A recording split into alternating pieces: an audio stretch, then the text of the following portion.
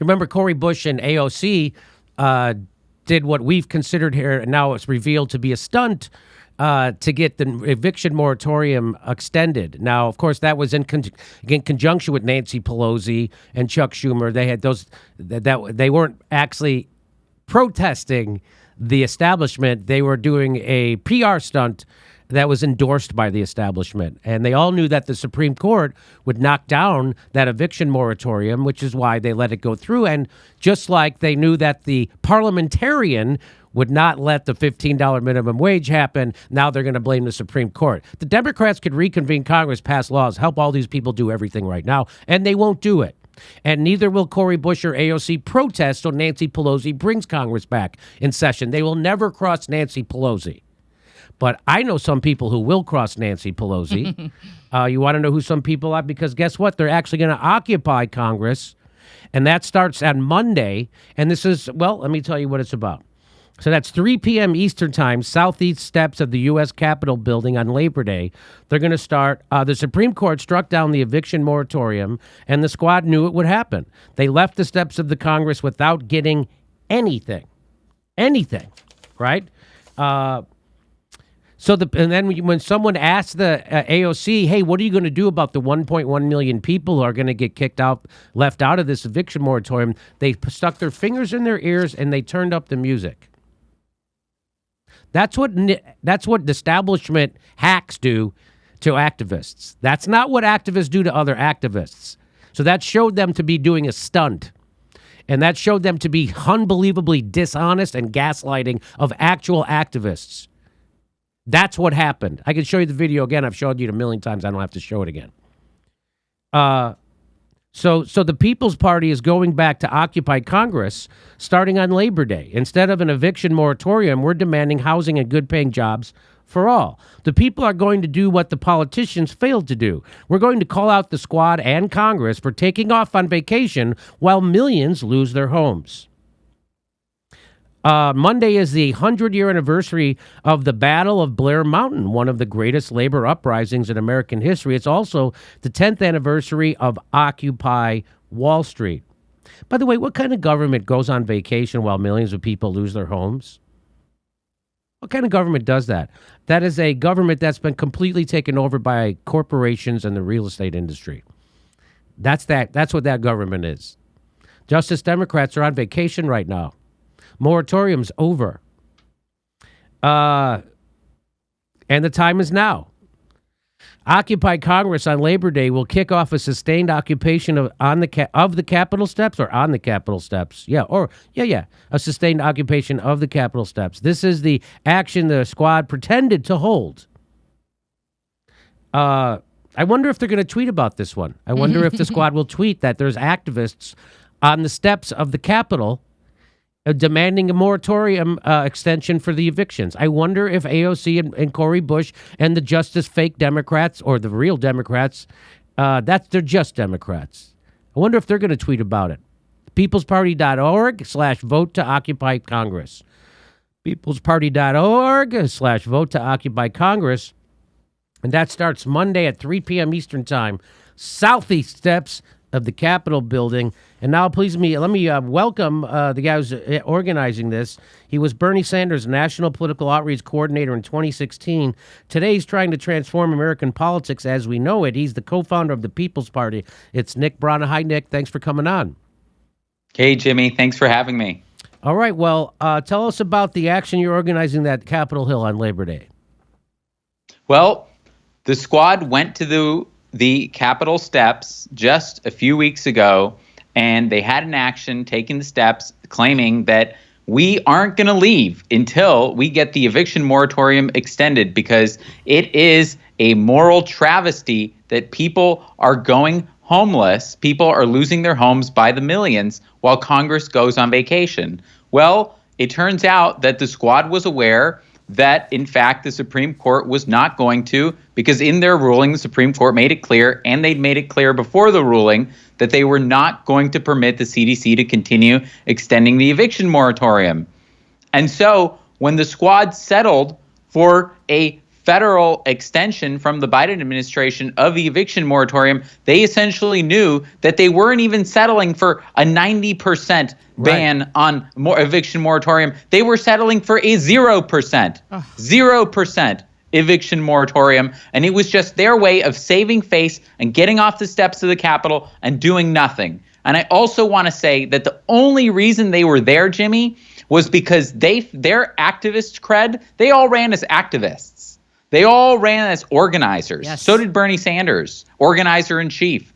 That was called into question during the March for Medicare for All, where not one of them could bring themselves to actually go and speak in front for Medicare for All. Well, one of them could bring themselves to even tweet about it. And it was called into question by the action that you covered and that we held at AOC's office in the Bronx, where we went with Susan Sarandon and we called her out for not attending the March for Medicare for All and for not actually fighting for forced to vote, $15 minimum wage, and so many other things, not actually using their power.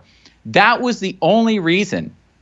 When we did that interview and when we put out that petition to the squad and when we went to her office with Susan Sarandon, Paula Jean Swearingen, Sharif Snuggs, a whole bunch of others, the organizers of the March for Medicare for All, one of the demands that we made, including on the show, and that was covered all over the media, because that action got a ton of press, pages and pages of Google results of press, it actually resulted in that third demand being posted everywhere.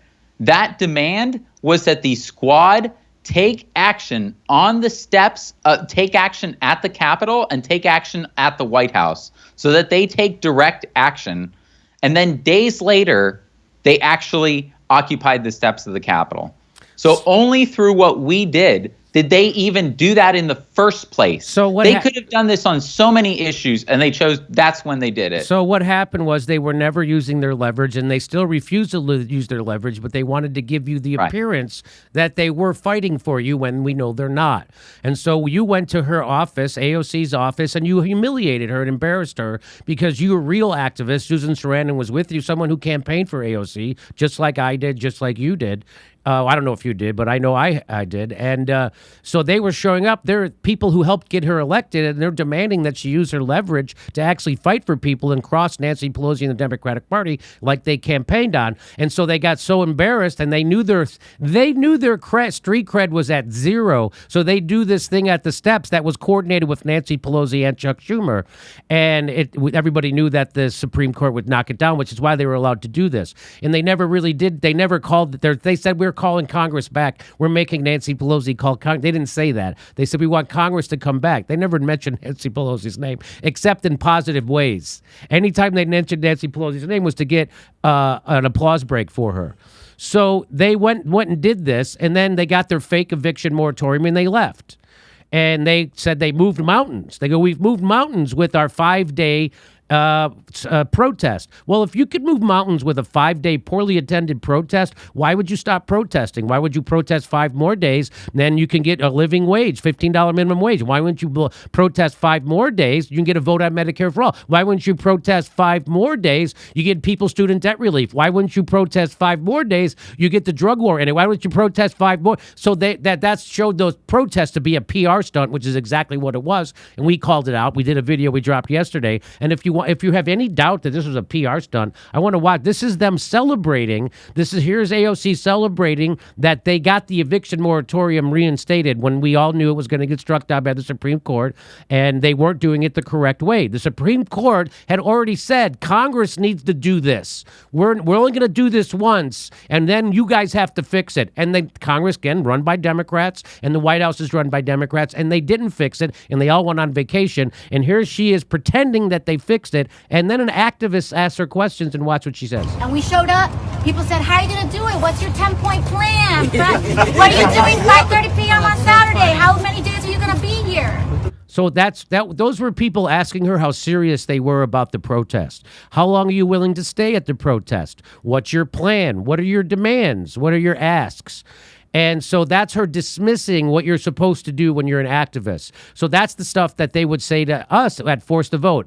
AOC and Cenk Uygur and Ryan Grimm, they would say, what's your strategy? What's your strategy? You got to have a strategy. Well, of course, we had a strategy. Our strategy is to hold your vote, to force a vote for Medicare for All on the floor, and that builds momentum. That was our strategy. They were asked, what's your strategy? And she's mocking it. We didn't have a strategy because it wasn't real. This wasn't a real protest. That's why. They knew they were going to get this bullshit thing pretend extended, and the Supreme Court was going to knock it down. And they're not back out on the steps right now. Why aren't they back out protesting? Guess who's going to be out there? Nick Brana and the People's Party will be out there protesting. And I hate to tell you, Nick, if you do this on Monday, you will be arrested. AOC will not tweet about it. Cori Bush will not help you, and they will not show up for your protest, but you will be arrested. Unlike AOC and Cori Bush, they were not arrested.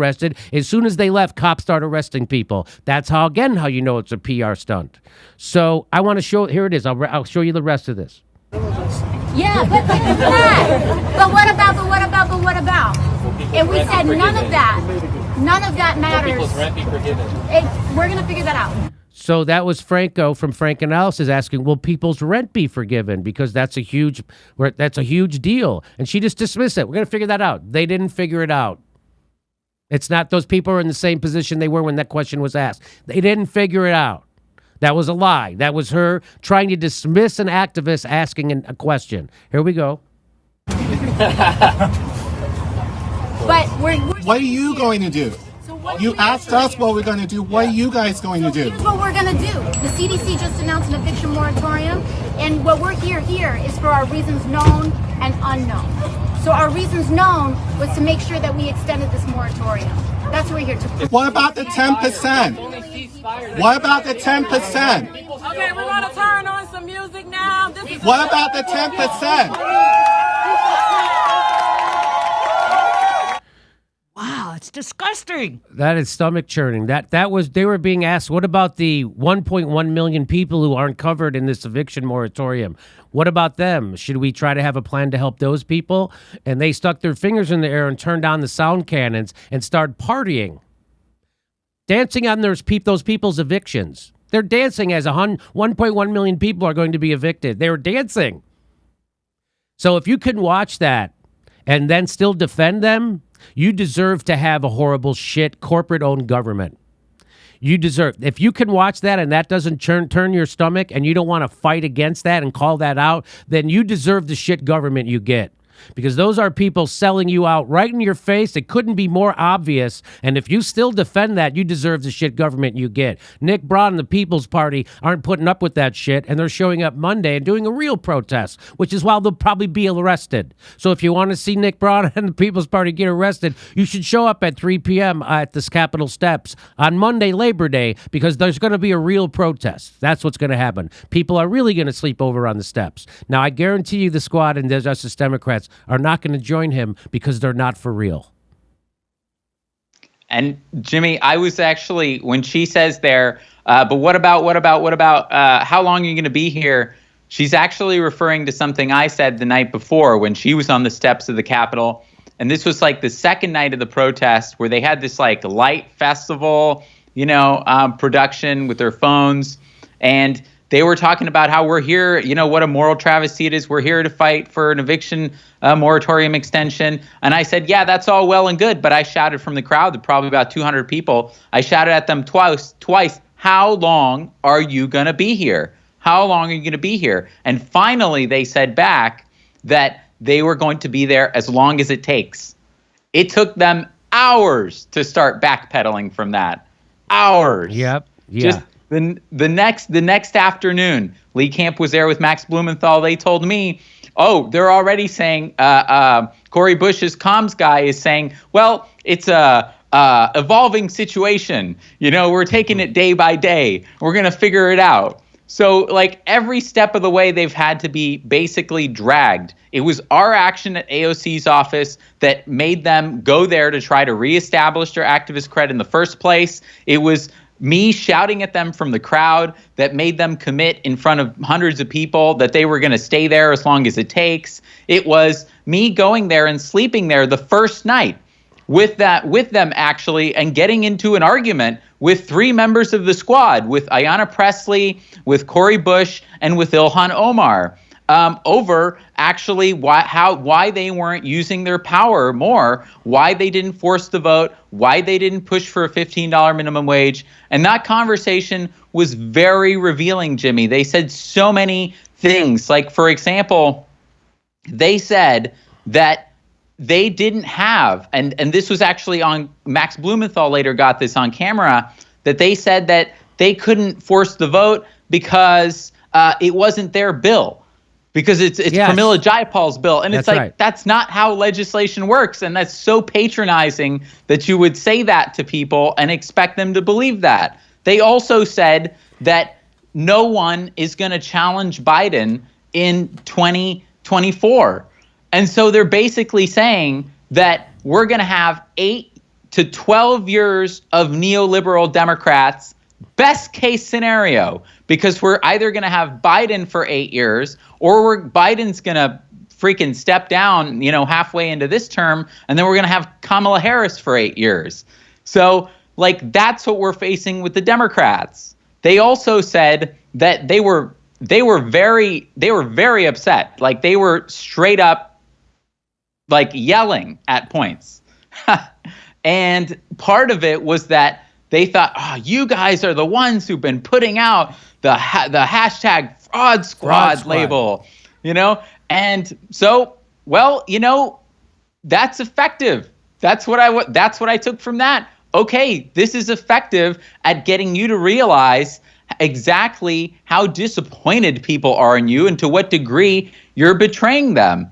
And so I think that's exactly what activists need to continue doing. If you're not actually showing up at a March for Medicare for All, if you're not pushing for these issues, what do you expect? I hope that, I don't care what they expect. I hope they get what they have coming, which is that people realize that nobody inside the Democratic or Republican Party is actually fighting for you, and to stop donating money to the Democratic Party, and especially stop donating to the Justice Democrats, because that gives people the false hope that there's somebody going to fight for you inside the Democratic Party. And now that the Democrats have complete control of government and they have unbelievable leverage, the Justice Democrats could run the House, as we've been reporting from the Punch Bowl newsletter, which is a mainstream newsletter in Washington, D.C. They could run the House. They have that kind of leverage, meaning the Justice Democrats and the squad, and they refuse to fight for you. They refuse to ever cross Nancy Pelosi. And who does Nancy Pelosi works for? She works for Wall Street, the military-industrial complex, Big Pharma, Silicon Valley, and oil companies. So when you vote for AOC and a Justice Democrat, and they go along with Nancy Pelosi, your vote for the AOC and the Justice Democrats was a vote for Nancy Pelosi, which is a vote for Goldman Sachs. So you're effectively, when you vote for a Democrat, you're voting for the establishment status quo. And there is no fucking getting around that right now, because they will never use their leverage. Never. They have it right now, and they refuse to. Right? This idea that they don't have any power is bullshit. They have all the power in the world. They could run the House right now if they wanted, and they're refusing to do it. And it's not because they've been emasculated. It's not because the system is more powerful than they are. It's because they're spineless, nutless, self-serving actors. They could stand up. The Freedom Caucus stood up and fucking did it at every chance. The Freedom Caucus did it. They will never do it. Joe Scarborough's got 10 times more balls than any member of the fucking Justice Democrats. Joe Scarborough is a man, whereas Ro Khanna is serving the establishment. Those two different types of men right there. At least Joe Scarborough had the balls to stand up to the leadership of his party. Ro Khanna will never fucking do it. Why don't you do it? Why don't you coordinate your vote, Ro Khanna, and with all the other Justice Democrats, and do something? They'll fucking never do anything. You know what? Go ahead. You know what else they said, Jimmy? Because they said so many revealing things.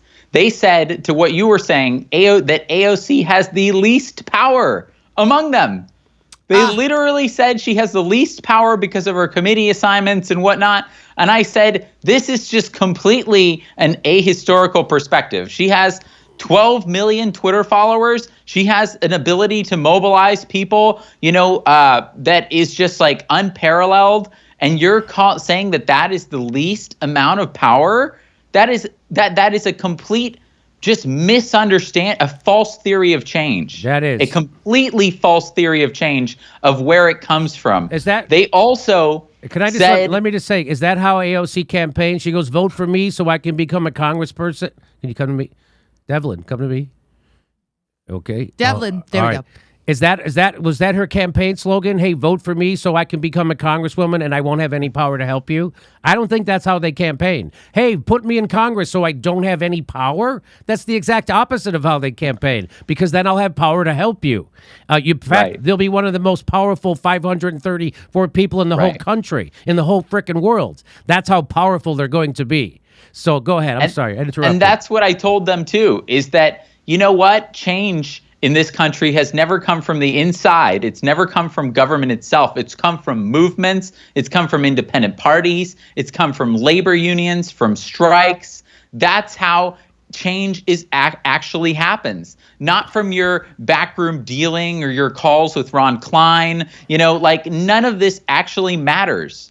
You know, and so, but they don't have that. They don't have that historical perspective. They don't have that theory of change. We didn't win abolition, women's suffrage, child labor laws, the New Deal. None of this was won by people from the inside. It was won by pressure from the outside, and they literally do not view the movement or history that way.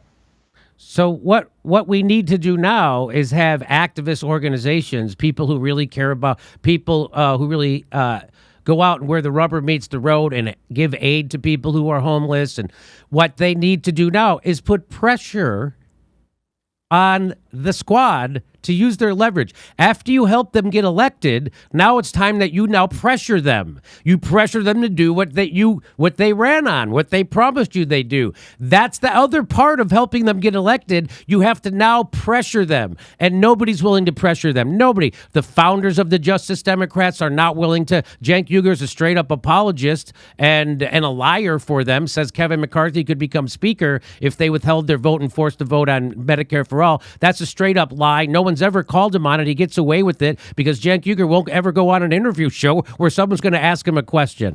So they get away with that. Kyle Kalinske at least tells you the truth about the Justice Democrats, that they're an abject failure, which is fantastic. But then he says they're not corrupt, which they are.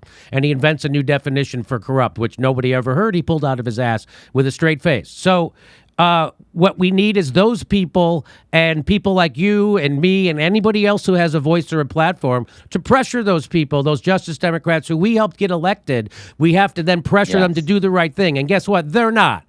And they're never going to pressure them because those people want to stay friends with those people. They think if you can be nicer to those fucking charlatans that I just showed you turning up the sound cannons on activists, you got to be nicer to a fucking politician that you helped get elected. That is not how politics works, but that's how fucking scammers work who are trying to take your progressive energy and put it back into the Democratic Party. That's what the Young Turks does. That's what The Intercept is there for. That's what MSNBC is there for. That's what CNN is there for. The New York Times wanted to take your progressive energy and put it into the Democratic Party where it meets a graveyard, just like Shama Sawant says. That's what the point of those organizations are. And the people who have their independent news shows, they're nutless wonders and will never fucking stand up and pressure politicians. Why aren't they? Aren't there other people in D.C. that have YouTube shows that didn't show up at that fucking thing? Why didn't they show up? Why didn't they pressure Nancy? Why weren't they asking AOC and Cori Bush direct questions? They could have. They will never fucking do that.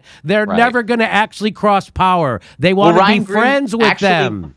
Ryan Grimm showed up and didn't ask him the fucking critical question. He's in one of those videos, I think, where you can see that he's there, and you're going to love this because one of the squad members actually said to me that Ryan Grimm has tried to tell us the truth and set us straight. And I thought, this is amazing. This is like confirmation of your collaboration with Ryan Grimm to fucking gaslight us. Yes. You just confirmed to me that has happened. Ryan Grimm, who's been after you, who's been after us, who's been after March for Medicare for All, who's been after anyone who's actually trying to hold the line on Medicare for All or anything to the left.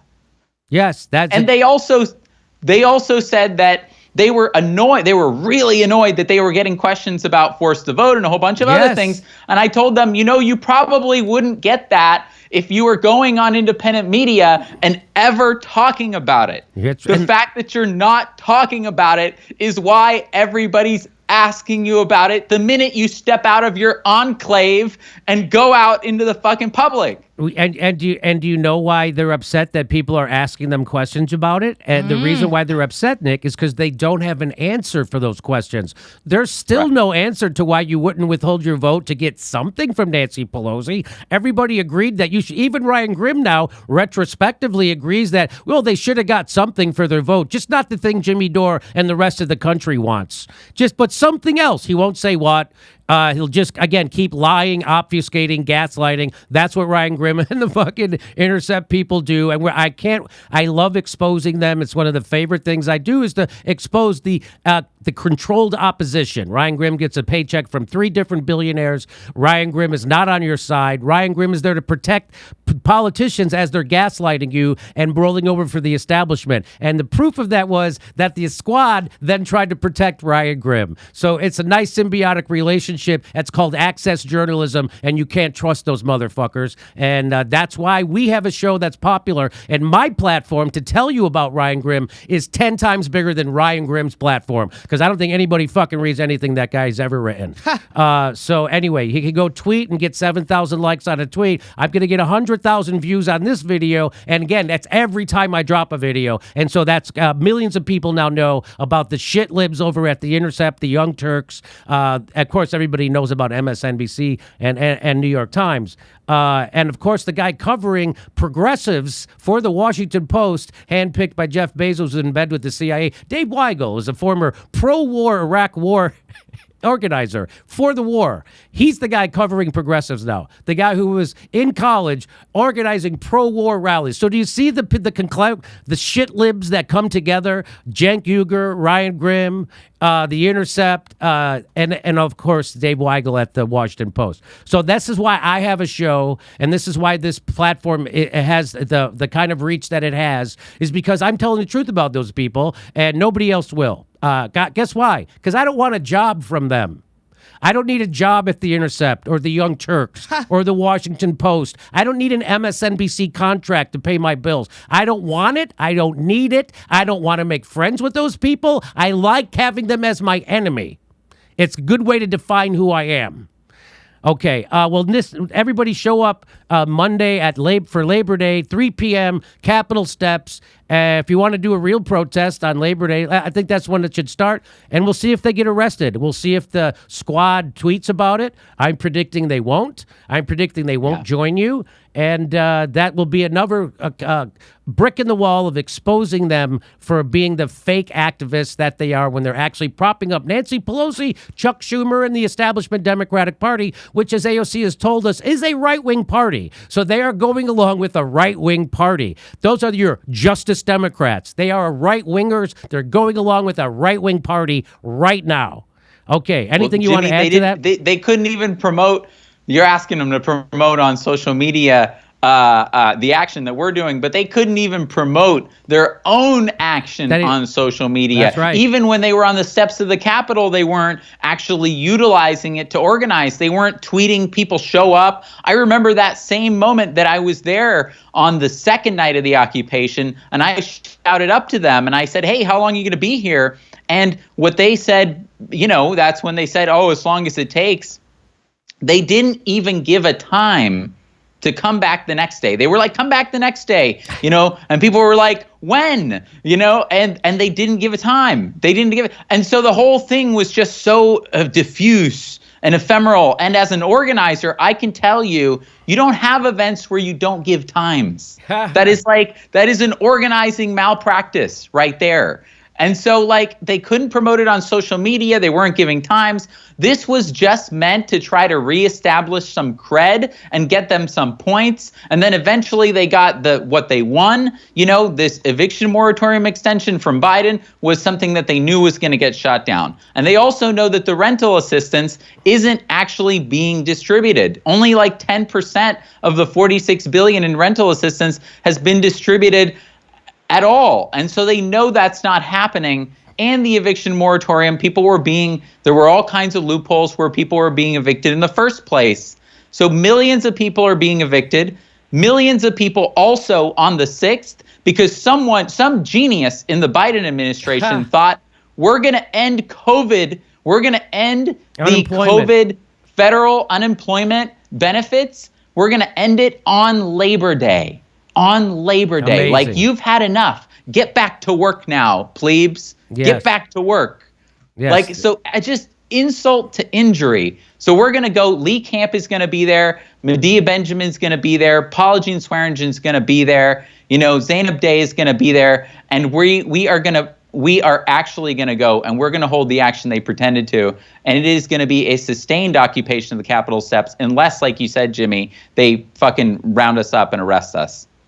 Nick, everybody, here it is. It's up on my screen. There it is. Occupy. It starts Monday, Labor Day, 3 p.m. Eastern Time, southeast steps of the U.S. Capitol. Go ahead, go have fun, go protest on Labor Day. Go see what the $2 billion that the squad coordinated their votes to get you looks like. It's $2 billion in the Capitol Police. Go ahead, you get a good look at it, and then you get a good look at people who are insincere at best about helping you, and at worst are undermining every progressive idea because they're working with the establishment while taking your progressive energy, putting it in a pro-corporate, pro-war party, and so it meets a graveyard. All right, see you Monday. The Jimmy Dore Show is coming to a city near you August 28th. We're in Las Vegas at the Plaza, and we just added another show in Portland. We're there in Portland on September 10th and 11th. October 3rd, we're at Harlow's in Sacramento. More dates being added. Go to jimmydoorecomedy.com for a link for all tickets. See you at a live show.